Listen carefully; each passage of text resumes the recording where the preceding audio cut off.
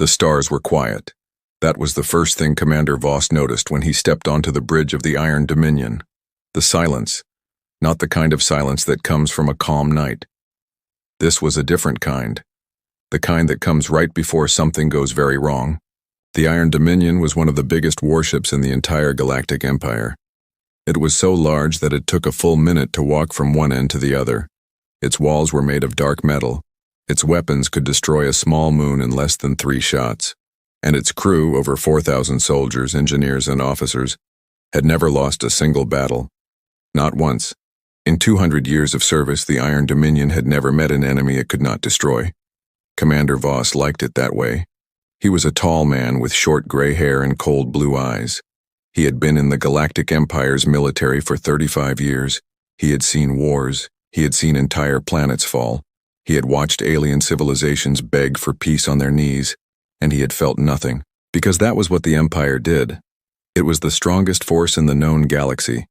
With over 10,000 member species, 4 million registered warships, and control over more than 60% of all known star systems, the Galactic Empire was not just powerful, it was everything.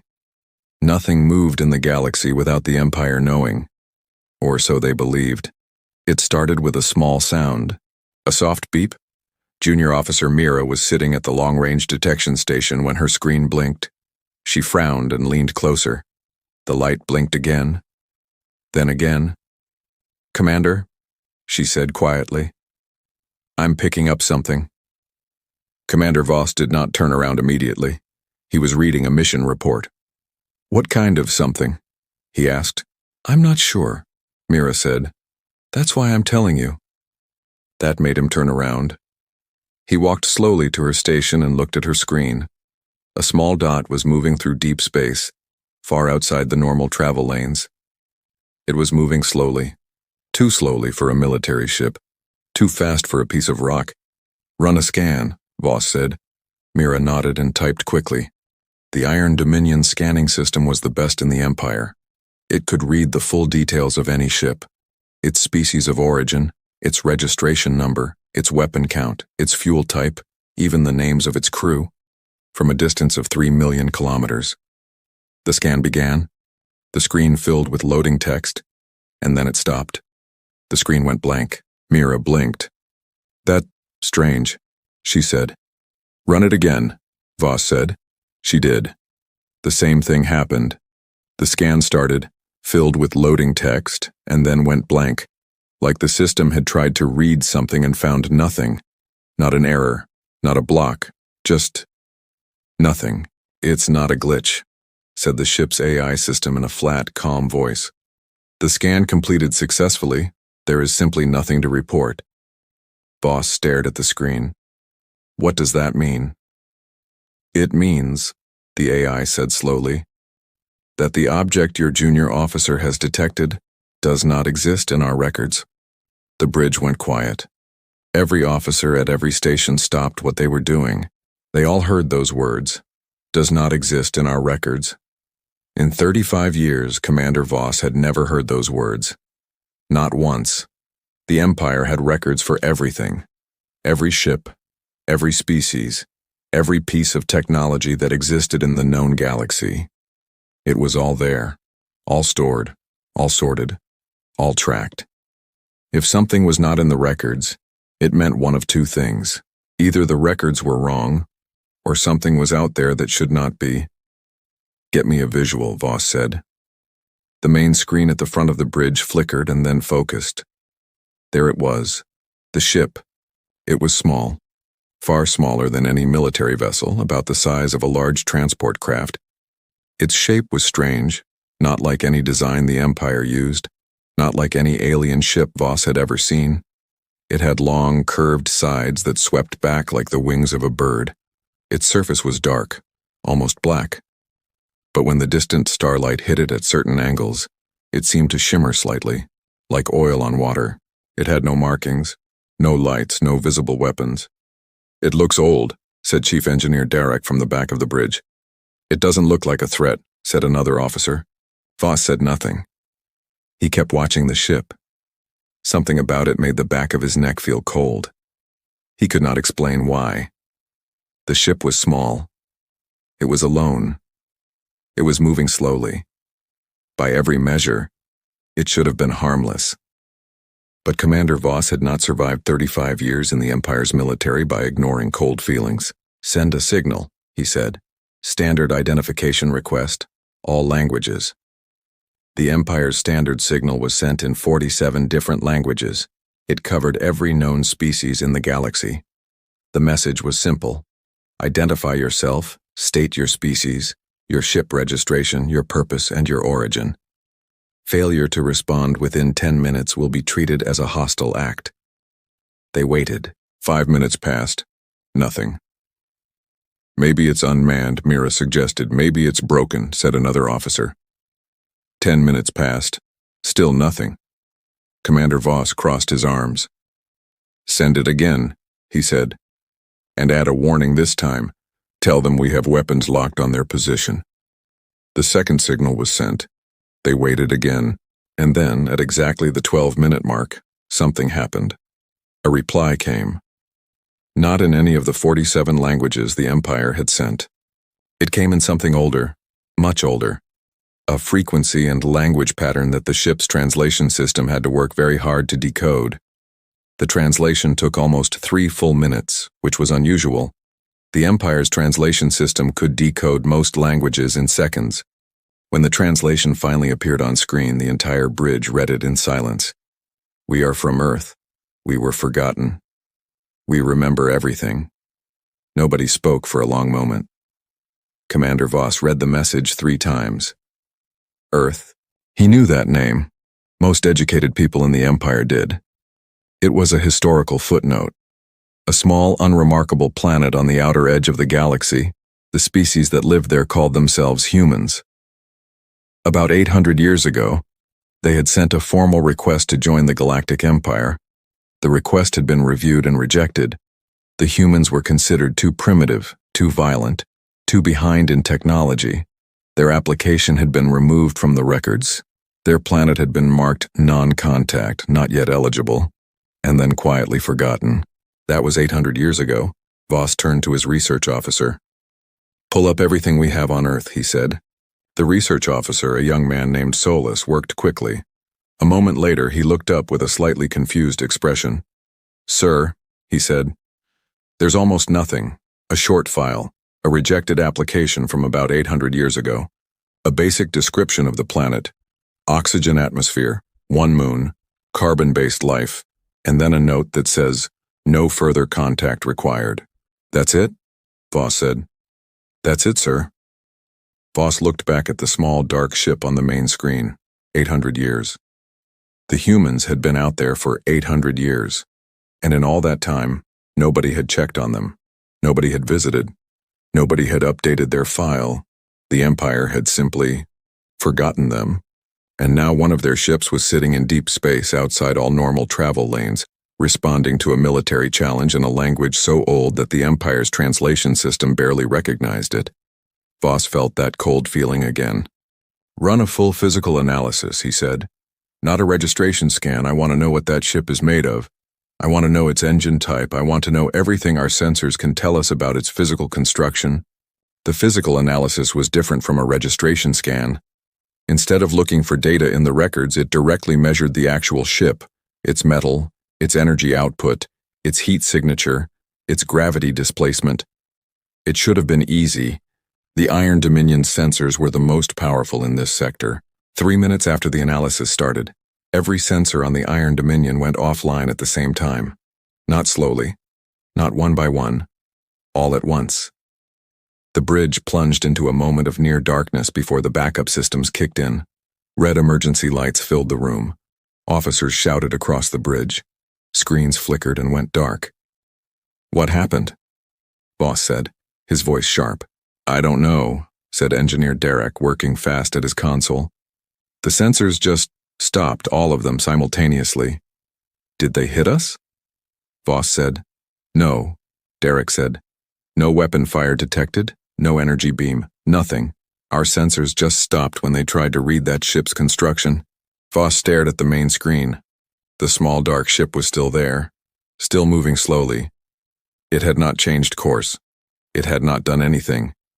It had simply existed, and the act of trying to understand it had shut down the most powerful sensor array in the sector. "Get the sensors back online," Voss said quietly. It took 11 minutes. 11 minutes to restart systems that had never gone down before. When they came back, Derek ran a diagnostic. He turned to Voss with an expression that Commander Voss had never seen on the engineer's face before. "Fear." "Sir," Derek said slowly, "the sensors didn't malfunction. They completed their scan. They read the ship's physical data, the materials, the energy, the construction, and then they simply couldn't process it." "What does that mean?" Voss said. Derek looked at his screen again like he was hoping the numbers had changed. They hadn't. "It means," he said, "that the materials that ship is made from, we don't recognize them, not in any of our databases, not in any known category. The energy output it's producing doesn't match any engine type we've ever recorded. And the gravity displacement around that ship is..." He paused. "Is what?" Voss said. "It's wrong," Derek said. "Gravity doesn't work the same way around that ship as it does around everything else. It's like the ship exists in a slightly different relationship with space itself." The bridge was completely silent. Every single officer was listening. Nobody was looking at their screens anymore. They were all looking at Commander Voss. Voss stood very still for a long moment. He looked at the small, dark, quiet ship on the main screen. He thought about the message. "We are from Earth. We were forgotten. We remember everything." He thought about a rejected application from 800 years ago. A planet marked, "Not yet eligible." A species called humans, dismissed as primitives, removed from the records, and never thought about again. He thought about the fact that one of their ships had just shut down every sensor on the Iron Dominion without firing a single weapon. He thought about the fact that they were made of materials that did not exist in the Empire's databases. And he thought about one very uncomfortable question. If this was just one ship, what else did Earth have? He turned to his communications officer. "Get me a direct line to Imperial High Command," he said. "Priority red, tell them we have a situation." "What do I tell them the situation is?" the communications officer asked. Voss looked at the screen one more time. "Tell them," he said slowly, "that we found something that isn't in our records, and that I think they need to know about it right now." The communications officer nodded and started working. And on the main screen, the small dark ship from Earth kept moving slowly through the stars. Quiet, patient, waiting.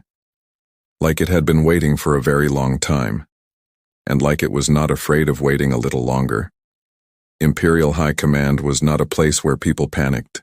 It was a place where wars were planned, where entire civilizations were brought under control, where the most powerful men and women in the galaxy sat behind long tables and made decisions that changed the lives of billions.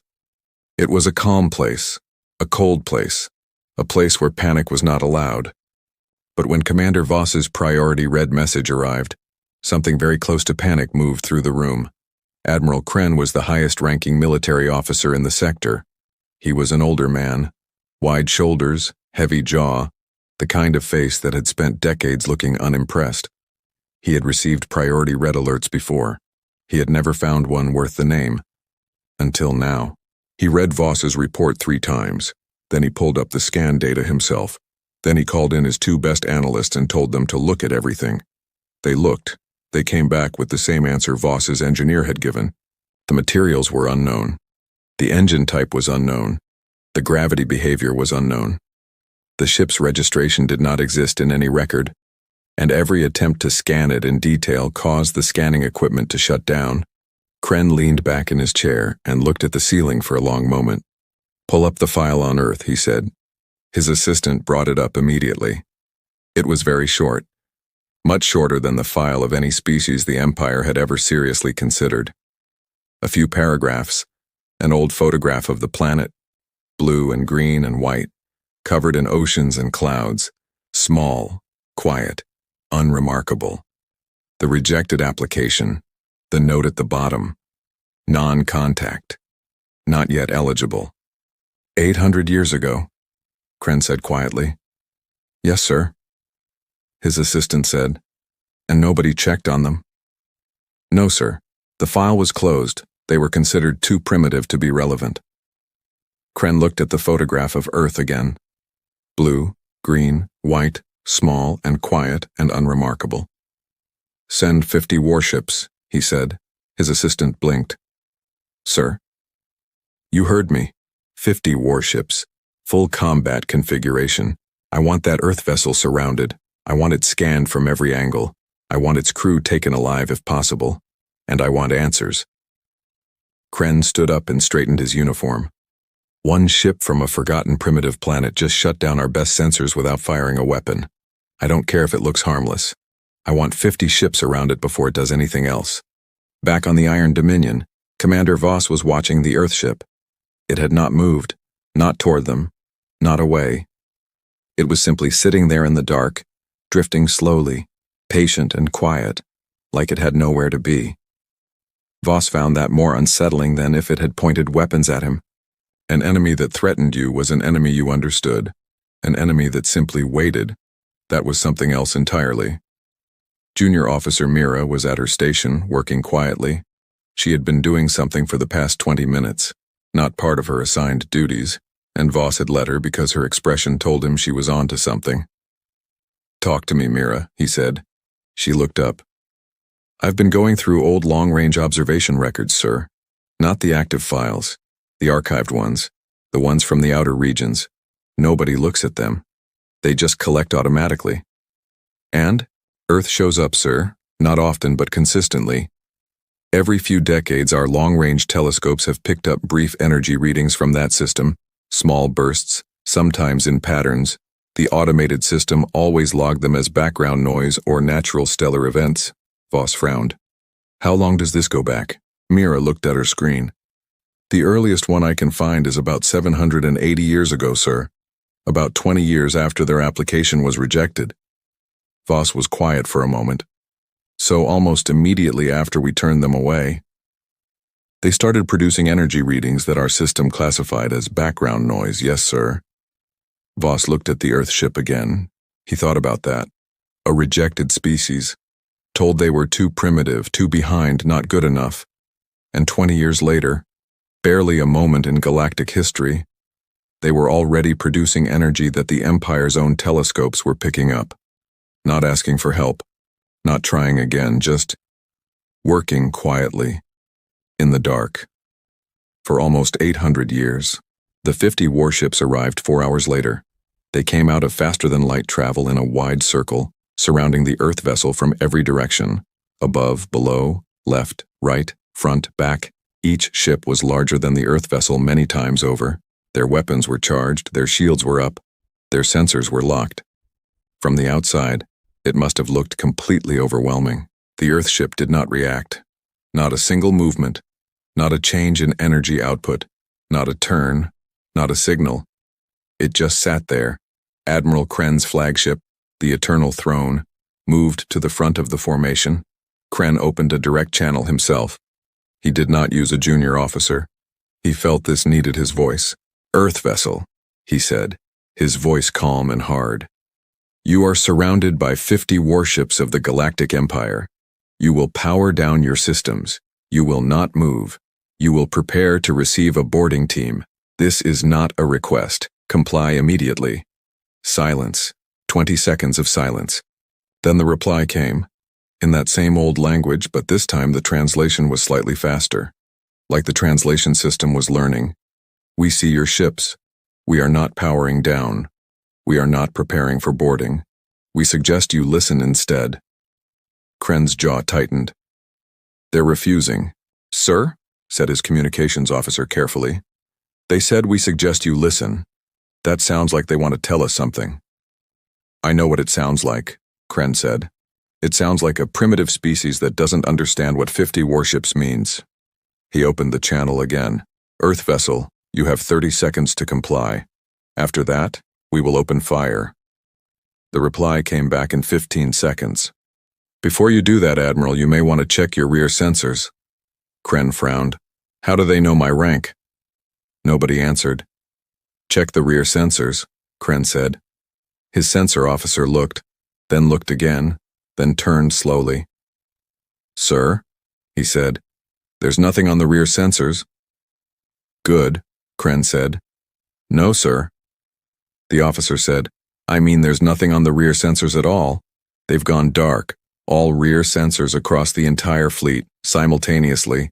The bridge of the Eternal Throne went very quiet. Kren stood up from his command chair. All of them? He said. All of them, sir. Every ship in the fleet is reporting the same thing. Rear sensors offline. No weapon fire detected. No energy beam. They just went offline. Kren stared at the Earthship on his screen. It still hadn't moved. It was one small vessel, surrounded by 50 of the Empire's finest warships. And it had just reached out and turned off sensors on every single one of them, remotely, silently, without firing anything, as casually as someone turning off a light. How? Kren said, not really to anyone. No one answered because no one knew. Then the communication channel opened again, from the Earthship's side this time, and a new voice came through. Not a translated message. A real voice, speaking directly in the Empire's most common language, perfectly, without accent, without hesitation. Admiral Kren, the voice said. My name is Captain Elena Vasquez. I am the commanding officer of the Earth vessel Long Memory. I apologize for the sensor demonstration. I needed you to stop counting your ships and start paying attention. I would like to talk, not surrender, not negotiate, talk. Can you do that? The voice was calm, not aggressive, not afraid, not boastful, just calm. The kind of calm that comes from someone who is not worried about the outcome of a conversation because they already know how it ends. Kren sat back down slowly. He muted the channel for a moment and looked at his officers. They were all watching him, waiting. He could see the question in their eyes. What do we do? He unmuted. Captain Vasquez, he said, you are speaking our language. I speak 14 of your languages, she said. We have been studying the Empire for a long time. How long? Kren said, a brief pause. Since the day you rejected us. What followed was the most unusual conversation Admiral Kren had ever had. Captain Vasquez spoke clearly and simply. She did not brag. She did not threaten. She explained. After the rejection 800 years ago, Earth had done something that the Empire had not expected and had not watched for, because they considered Earth too unimportant to watch. They had gone home, and they had worked. Not to impress the Empire, not to reapply, not to beg, just to work. Because the humans had decided quietly and collectively that they would never again be told they were not good enough. In the first 100 years they had studied everything they could observe from a distance. Every Empire ship that passed near their system was tracked, measured, analyzed. They learned the Empire's faster-than-light propulsion by watching the energy patterns of passing ships. They didn't have the technology to match it yet, but they understood the principles. In the second 100 years they built, not ships yet, infrastructure, factories underground, research centers on the dark side of their moon, energy production systems buried deep in the planet. Nothing that the Empire's casual long-range observations would notice. Just small energy readings easily dismissed as noise. In the third and fourth 100 years they made the breakthroughs. The humans had always been creative, that had been their nature even before they reached space. They did not simply copy what the Empire had done. They studied it, understood it, and then found different ways to achieve the same results. Sometimes better ways. Their ship materials were not from any Empire database because they were not Empire materials. They were something humans had developed themselves. A composite that was both stronger and lighter than anything the Empire used, and which interacted with standard scanning frequencies in a way that caused the scanners to overload and shut down. Not deliberately at first. That had been a side effect they discovered, and then, eventually, chose to keep. Their engines did not work the same way as Empire engines. They did not push against space. They curved it slightly, gently, which was why the gravity readings around the Long Memory were wrong, because they were not wrong at all. They were correct for a ship that moved the way this one did, and their ability to reach out and disable sensors across an entire fleet remotely. That was something Vasquez did not explain in detail. She simply said that understanding how something works is the first step to being able to affect it from a distance. Kren listened to all of this without speaking. When she finished, he asked the question that had been sitting at the front of his mind since the sensors went down. "How many ships do you have?" he said. A pause. "Enough," Vasquez said. "That is not an answer," Kren said. "No," she agreed. "It isn't. But it is all I'm going to give you right now, Admiral, because this conversation is not about our ships. It is about what happens next." "And what happens next?" Kren said. "That depends on you," Vasquez said. "We did not come here to destroy anything. We came because we are ready. 800 years ago you looked at us and decided we were not worth your attention. We are giving you the opportunity to look again." Kren looked at the small dark ship on his screen. One vessel, surrounded by 50, and the 50 were the ones that felt outmatched. "What exactly are you asking for?" he said. The answer came simply and clearly. "Recognition," Vasquez said. "We want to be in your records. We want a seat at the table. We want what we asked for 800 years ago, not as primitives asking for entry, but as equals asking for acknowledgement." Admiral Kren sat in his chair for a long time after the channel closed. His officers waited. Outside, through the viewports, the stars were still and quiet, and the small dark ship from a forgotten planet drifted calmly in the middle of 50 warships. Unhurried, unbothered, patient as it had always been, Kren thought about 800 years of silence. 800 years of work that nobody had watched. 800 years of a species that had been told no, and had responded not with anger, not with surrender, but with quiet, relentless, extraordinary effort. He thought about the sensor arrays that were still being brought back online across the fleet. He thought about materials that didn't exist in any database. He thought about an engine that curved space instead of pushing against it. He thought about a captain who spoke 14 Empire languages and called her ship Long Memory, and he reached forward and opened a channel to Imperial High Command. "Get me the Emperor," he said. His assistant stared. "Sir, direct contact with the Emperor requires—" "Get me the Emperor," Kren said again quietly, because some things could not wait for proper channels, and because for the first time in 35 years of military service, Admiral Kren was not entirely sure who the most powerful person in this conversation was. The order came at exactly 0300 hours, not from Admiral Kren. Kren had asked for the Emperor. He had been waiting. His channel to Imperial High Command was open. His fleet was holding position. Nobody was firing. Nobody was moving. And then, from somewhere above Kren's authority, from someone in the chain of command who had read the reports and decided that waiting was weakness, the order came. Open fire. On the bridge of the Eternal Throne, Admiral Kren heard the order and felt something he had not felt in a very long time. Doubt. He looked at the small, dark ship on his screen. The Long Memory, sitting quietly in the middle of 50 warships, not moving, not threatening, just waiting, just watching. He thought about everything Captain Vasquez had told him. He thought about 800 years of quiet work. He thought about sensor arrays that went dark without a weapon being fired. He thought about the fact that he did not know what that ship could do. And then his communications officer looked at him and said, "Sir, the order has been confirmed. All ships are awaiting your signal." Kren closed his eyes for exactly 1 second, then he opened them. "All ships," he said, his voice flat and hard. "Fire on my mark." He paused. Mark. 50 warships opened fire at the same moment. The space around the Long Memory lit up like a star being born. Energy beams, plasma bolts, concussion missiles. Everything the Empire's finest warships carried. All of it aimed at one small vessel from a forgotten planet.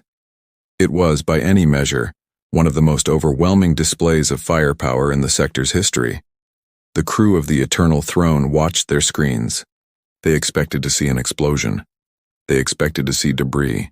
They expected to see nothing left. What they saw instead made several of them take a step back from their stations. Every single shot hit the Long Memory directly, and every single shot stopped. Not bounced off, not deflected sideways, not absorbed with a flash of light. Stopped, like each beam and bolt and missile had run into something it simply could not pass through, and had ceased to exist at the boundary. No explosion on the ship's surface, no visible shield dome, no crackling energy barrier. The weapons fire just ended. at the edge of the ship, as if the universe had decided that this was as far as those weapons were allowed to go. The long memory did not shake, it did not move, it did not change course, it sat exactly where it had been sitting before the firing started. Quiet. Patient. Completely untouched. "Cease fire," Kren said. His voice came out quieter than he intended. The firing stopped, the light faded, and the long memory was still there. Exactly as it had been. Kren stared at it for a long moment. "Report," he said. His weapons officer was looking at his screen with an expression like a man who had just seen something his brain was refusing to accept. "All weapons made direct contact, sir," he said slowly. "Full impact confirmed across all 50 ships, 0 damage to target." "How is that possible?" said the officer standing next to him. Nobody answered, because nobody knew. Kren leaned forward in his chair. "Get me Captain Vasquez," he said. His communications officer tried. A moment later, she looked up. "The channel is open, sir. She's already there, like she was waiting." Kren straightened. "Captain Vasquez," he said, keeping his voice controlled. "I want you to know that order did not come from me." A pause. "I know," Vasquez said. Her voice was exactly as calm as it had been before the shooting started. There was no anger in it, no shock, no fear, just calm. "It came from General Harrow. He was concerned that you were taking too long to act." Kren blinked. "How do you know that?" "We have been listening to your communications for the past 6 hours," she said simply. "Not just yours, all 50 ships. We can hear everything you say to each other." The bridge went very still. That was the moment when the atmosphere on the Eternal Throne changed. Before, the officers had been tense but confident. They were 50 warships against 1. They had been uncertain about what the Earth vessel could do, but they had still felt like the ones in control. That feeling left the room. Because an enemy that could hear everything you said, every order, every plan, every whispered doubt, was not an enemy you could prepare against. Not in the normal way. Not with more ships or bigger weapons. Kren felt it too. He kept his face still, but he felt it. "What do you want us to do?" he said, and it came out sounding less like a commander speaking and more like a man asking a genuine question. "I want you to watch," Vasquez said. "Watch what?" Kren said. "Watch what happens next," she said, "so you can describe it accurately when you speak to your emperor." For 40 seconds, nothing happened. The long memory sat in its position surrounded by 50 warships, undamaged, unchanged, and then it disappeared. Not slowly, not with a flash of light, not with the energy burst that came with faster-than-light travel. It simply was there, and then it was not. Like someone had reached into the universe and quietly removed it. Every sensor on every ship in the fleet registered the same thing at the same moment. Nothing. No ship, no energy signature, no heat trace, no gravity displacement. Nothing. Where did it go? Kren said. "Sir," his sensor officer said, his voice tight, "I have no reading. It's not on faster-than-light sensors. It's not on short range. It's not on any band we have. It's just gone." The 50 warships floated in space, weapons charged, shields up, and nothing to point them at. For 3 full minutes. Silence. And then ship number 37 reported something strange. Its engine room had gone cold, not broken, not damaged, just cold. Like the engines had decided to stop producing heat. The ship was still powered, still functional, but the engines were not working. Then ship number 12 reported the same thing. Then ship number 44, then ship number 8. One by one across the fleet, engines began to go cold, not shutting down completely, just losing function. The ships could still run their lights and their computers and their life support, but they could not move, could not fire, could not go anywhere. It took 9 minutes for all 50 ships to lose engine function, and then, in the space directly in front of the Eternal Throne, the long memory reappeared, exactly where it had been. Quiet, patient, completely undamaged. Kren opened the channel. He did not ask about the weapons. He did not ask about the shield. He did not ask how a ship could disappear from every sensor in existence and reappear at will. He asked the question that actually mattered. What did you just do to my engines? Nothing permanent, Vasquez said. Your engines will restart in approximately 40 minutes. We adjusted a small component in each ship's power distribution system. It is not damaged. It simply needs to reset. Think of it as a demonstration. A demonstration of what? Kren said. Of the difference between being unable to destroy something and being unable to stop it, she said. Your fleet fired everything it had at us. We are undamaged. Then we disabled your engines without firing a single weapon. We could have done more. We chose not to. We are showing you the gap, Admiral, not to humiliate you, but because you need to understand it clearly before this conversation continues. Kren said nothing for a moment. The gap, he repeated. Between what the Empire can do, Vasquez said, and what Earth can do. The gap is large. We are not telling you this to threaten you. We are telling you because 800 years ago someone looked at us and decided the gap ran in the other direction. We want you to know that it does not. On the bridge of the Eternal Throne, nobody was talking. The officers were at their stations, doing their jobs, monitoring their systems, watching their screens.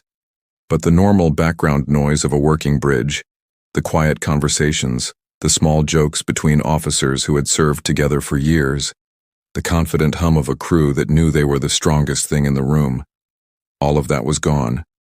They were 50 warships. They had fired everything. They had hit nothing. And now they were sitting still in space, unable to move, while one small ship from a planet none of them had thought about before yesterday floated calmly in front of them and waited. Kren looked at his senior officers. They looked back at him. He could see in their faces that they were all thinking the same thing he was thinking. They were thinking about what Vasquez had said. We could have done more. We chose not to. That was the part that settled into the room like a stone settling into deep water, not the weapons that didn't work, not the engines that went cold, not the disappearing ship. Those were shocking. Those were things they would spend years trying to understand. But the choice. The fact that whatever the long memory could do, and clearly it could do things that none of them could explain or defend against, it had chosen to do the minimum. It had chosen not to destroy, not to kill, not to demonstrate the full extent of what it was capable of. That was the part that changed the temperature in the room. Because an enemy with overwhelming power that chose not to use it was not an enemy at all. It was something else, something the Empire did not have a good word for. 38 minutes later, the engines began to come back online. One by one across the fleet, power returned, heat signatures rose, ships reported full function restored, exactly as Vasquez had said. Nothing damaged, nothing permanently changed, just reset. As the last ship reported engines back online, the communication channel opened again from the long memories side. Admiral Kren, Vasquez said, I want to tell you one more thing. Go ahead, Kren said. The ship I am on is not our newest, she said. The long memory is important to us for historical reasons. We brought it because it was the first ship we built that could make this journey, the first ship that proved we were ready. But it is not our most capable vessel. Kren felt the cold feeling again, the one he had felt at the very beginning of all this. How many ships do you have? He asked again. This time Vasquez answered. 13, she said. Including this one. Kren closed his eyes briefly. And the other 12? They are at the border of Empire space, she said. They have been there for the past 6 hours waiting. They will not cross unless I ask them to. I will not ask them to unless you give me a reason to. The bridge was completely silent. Kren opened his eyes and looked at the long memory on the screen. Small, dark, quiet. The ship that had walked through 50 warships worth of firepower without a scratch, that had switched off an entire fleet's engines from inside an invisible state that no sensor could track, that was the oldest and least capable of 13. Captain Vasquez, he said carefully, I am going to contact Imperial High Command again. I know, she said. I am going to tell them, he continued, that in my professional assessment as a military officer with 35 years of experience, the Empire should hear what Earth has to say. A pause. Thank you, Admiral, she said. Don't thank me yet, Kren said. The Emperor makes his own decisions. I know that too, Vasquez said, and there was something in her voice, not quite amusement but something adjacent to it, something that suggested she had thought about this moment for a very long time and had considered many possible outcomes. But I think you will find him more willing to listen than General Harrow was. Kren frowned slightly. Why do you say that? Because General Harrow gave the order to fire without asking questions first, Vasquez said simply. And the Emperor has been watching this entire situation on a live feed for the past 4 hours. He has seen everything we have done and everything we have chosen not to do. He is a man who has held power for a long time, Admiral. Men like that understand the difference between strength and wisdom. Kren stared at the screen. You knew he was watching, Kren said. We were counting on it, Vasquez said. Admiral Kren sat back in his chair and looked at the small, dark ship for a long moment. Everything about this situation had been controlled from the beginning. He could see that now. The position outside the travel lanes, visible but not threatening. The message in the old language, unusual enough to demand attention. The sensor demonstration, measured, precise enough to be alarming but not enough to provoke immediate violence. The patience during the communication, the restraint during the attack. All of it had been deliberate. All of it had been planned. The humans had not arrived hoping things would go a certain way. They had arrived knowing. And somewhere at the edge of Empire space, 12 more ships waited with the patience of a species that had been practicing patience for 800 years. Kren reached forward and opened the channel to Imperial High Command. This is Admiral Kren, he said. I need to speak to the Emperor directly. Tell him it is about Earth. Tell him they are ready to talk, and tell him, he paused, that I recommend we listen. He closed the channel and looked at the long memory one more time. The stars around it were still and quiet, and the small dark ship from the forgotten planet waited, as it had always waited, with all the time in the world. The Emperor was not what most people expected. Those who had never seen him imagined someone loud, someone who filled a room with noise and heat, someone who made people feel small just by speaking. Emperor Valdris was not like that. He was a quiet man, thin with pale skin and dark eyes that moved slowly and saw everything. He had ruled the Galactic Empire for 61 years, longer than most species in the Empire lived. He had seen empires rise and fall.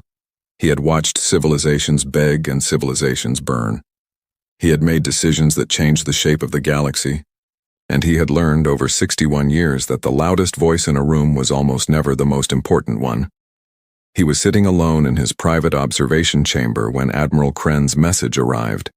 The chamber was a large, circular room at the very top of the Imperial Palace. Its walls were made entirely of clear material, so that on every side and above and below there was nothing but space, nothing but stars. The Emperor liked to think in that room. He had been thinking for 4 hours. He had watched the entire situation on a private feed. The long memory appearing, the failed scans, the communication, the 50 warships, the weapons that stopped at the ship's edge, the engines going cold across the entire fleet, the reappearance. He had watched all of it without saying a word to anyone. When Kren's message came, "They are ready to talk, I recommend we listen." Valdris was quiet for another long moment. Then he said to the empty room, "Send them my coordinates." The long memory arrived at the Imperial Palace station 3 hours later. It did not come alone. 2 of the other 12 ships came with it, positioned far back, visible on sensors but not close, not threatening, just present. The way a person might bring a friend to an important meeting. Not for protection, but to show that they were not alone. The remaining 10 ships stayed at the border. Captain Vasquez came aboard the palace station with 3 other people. She was younger than Kren had expected from her voice, perhaps 40 years old by human counting, with dark hair pulled back from her face and steady brown eyes that moved around the room the way a scientist's eyes move, observing, cataloging, noting everything. She wore a simple dark uniform, no medals, no decorations, just a small patch on her left shoulder. A circle of blue and green and white, the planet Earth seen from space. Her 3 companions were similar, quiet, observant, dressed simply. They were escorted through the station by an Imperial honor guard, 12 soldiers in full ceremonial armor, the kind reserved for visiting heads of state. Admiral Kren had insisted on that. He had sent a private message ahead. Treat them as equals, not as prisoners. Vasquez noticed the honor guard. She did not comment on it. But something in her expression shifted slightly, the smallest softening around the eyes, so brief that only someone watching very carefully would have caught it. Kren caught it. He was walking beside her through the long corridor that led to the Emperor's meeting chamber, and he caught that brief shift, and he understood it. She had not been certain they would be received this way. For all her calm, for all the careful planning, for all the 800 years of preparation, she had not been completely certain that when they finally arrived, they would be treated as people and not as threats. That one small moment told Kren more about the humans than everything else combined. Emperor Valdris received them standing. That was unusual. Most meetings. The Emperor sat, visitors stood. It was a small thing, but it meant something. It was a choice, a deliberate signal that said, in this room, right now, we are at the same level. Vasquez saw it immediately. She stopped just inside the doorway for half a second. Then she walked forward and stopped 3 meters from the Emperor and inclined her head slightly. Valdris inclined his in return. Captain Vasquez, he said. His voice was quiet, the kind of quiet that made people lean in slightly to hear. I have been watching your ship for 4 hours. I know, she said. We saw the feed connection from the palace. We chose not to close it. A trace of something moved across Valdris's face. Not quite a smile. You let me watch on purpose. We wanted you to see what we did and what we did not do, she said. Words are easy. Actions are harder to misunderstand. Valdris looked at her for a moment. You planned all of this very carefully. We have had 800 years to plan, she said. Sit down, Valdris said, gesturing to the chairs arranged around a low table. Please. They sat. The conversation that followed lasted 2 hours. Kren was allowed to stay standing to one side. He was glad of it, because what he heard in those 2 hours was something he knew he would spend the rest of his life thinking about. Vasquez spoke first. She told the Emperor the same history she had told Kren. The rejection, the decision, the 800 years of work.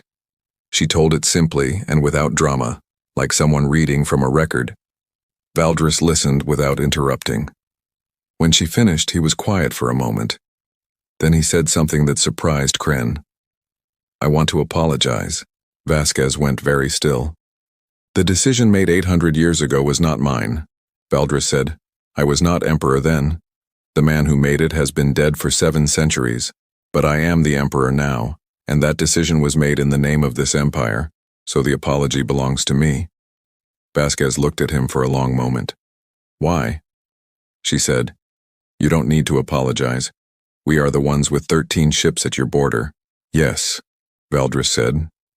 And that is exactly why I am apologizing, because you came here with the power to make demands and you are not making them. You came here with the ability to do significant damage, and you have done none. You fired nothing, you destroyed nothing, you hurt no one. You disabled 50 warships and then gave them back undamaged. He paused. In 61 years, I have never seen a species with a clear military advantage choose to use none of it. Not once. Every species that has ever held power over this empire has used it. That is what power does to most people, to most civilizations. He looked at Vasquez steadily. You are not most civilizations, he said. Vasquez was quiet for a moment. She glanced at the 3 people beside her, something passing between them without words. Then she looked back at the Emperor. We debated it, she said honestly. There were people on Earth who wanted to come here differently, who wanted to arrive with all 13 ships, who wanted to make the demonstration first and the conversation second. There were people who felt that 800 years of being forgotten earned us the right to be frightening. What changed their minds? Valdris asked. The same thing that kept us working for 800 years instead of giving up, she said. We didn't do all of this to become the Empire. We did it so we would never have to be afraid of the Empire. There is a difference. One path leads to becoming what hurt you. The other path leads somewhere better. The room was very quiet. Kren, standing to one side, found that he had stopped breathing for a moment. Valdris asked about their technology. Not in a demanding way, not the way someone asks when they want to take something. He asked the way someone asks when they want to understand. Vasquez answered carefully but honestly. She explained the basic principles of the shielding, not the specific details but the concept. The weapon's fire had not bounced off or been absorbed. It had been redirected at the quantum level, returned to the space it had come from, harmlessly. The long memory had essentially stepped slightly sideways in the fabric of space for a fraction of a second, and let the weapons pass through where it wasn't. Valdris absorbed this without visible reaction. She explained the engine, the space curving principle, how it was quieter and more efficient than the Empire's faster-than-light method, how it left almost no trace signature, which was why the long-range sensors had never been able to track it properly. Valdris asked if Earth would share this technology. Vasquez shook her head. "Not yet," she said. "Not because we don't trust you, but because trust takes time. We are asking for recognition today. We are not offering partnership today. Partnership is what comes after trust, and trust is built slowly. We have learned to be patient." Valdris almost smiled at that. 800 years of patience. "It is a habit by now," she said. Near the end of the 2 hours, Vasquez asked her question. She had been building toward it the entire conversation. Kren could feel it. The way the whole discussion had been moving toward this one point, the way a river moves toward the sea. "Emperor Valdris," she said, 800 years ago, a man who sat where you sit looked at us and decided we were not worth recording. He deleted our application. He marked our planet not yet eligible, and he moved on to other things." She paused. "We are asking you to undo that. We are asking you to open your records and put us back in them. Not as primitives, not as applicants, not as a species waiting for approval, but as Earth, as humans, as a civilization that has been here the entire time, whether or not you were watching." Valdris looked at her for a long moment. "And if I say no?" he said. It was a genuine question, not a threat. He was asking what she would do, what Earth would do. He wanted to understand them fully. Vasquez answered without hesitation. "Then we go home," she said simply. "We move our ships back from your border. We return to Earth, and we continue as we have been continuing. We don't need your records to exist. We have proven that. We existed for 800 years without being in your records, and we did fine." She paused. "But we would like to be seen. We have earned the right to be seen." Valdris was quiet for a very long time. The stars outside the observation windows were still and bright. Kren waited, not moving, barely breathing. Then the Emperor said, "Yes." Just that one word. Yes. The formal ceremony was brief. There was no large audience, no grand hall filled with dignitaries, no speeches transmitted across the Empire. Valdris had decided that himself, he said to Vasquez, quietly, before it began. "The galaxy will know soon enough. Today this belongs to you." A single Imperial Records officer sat at a small desk with a terminal. Vasquez stood across from him. The officer typed for a moment, then looked up. "For the record," he said, his voice professional and clear, "please state the name of your civilization, your planet of origin, and your primary species." Vasquez straightened slightly. "Earth," she said. "Planet Earth, Sol system, outer rim, primary species, human." The officer typed. "And your civilization's founding date?" he said. Vasquez gave a date so old that the records officer's fingers paused for a moment over his keys, then continued. "Status?" the officer said. He was reading from a standard form, the same form used for all civilizations entering the records. The question referred to the civilization's current standing: developing, established, advanced.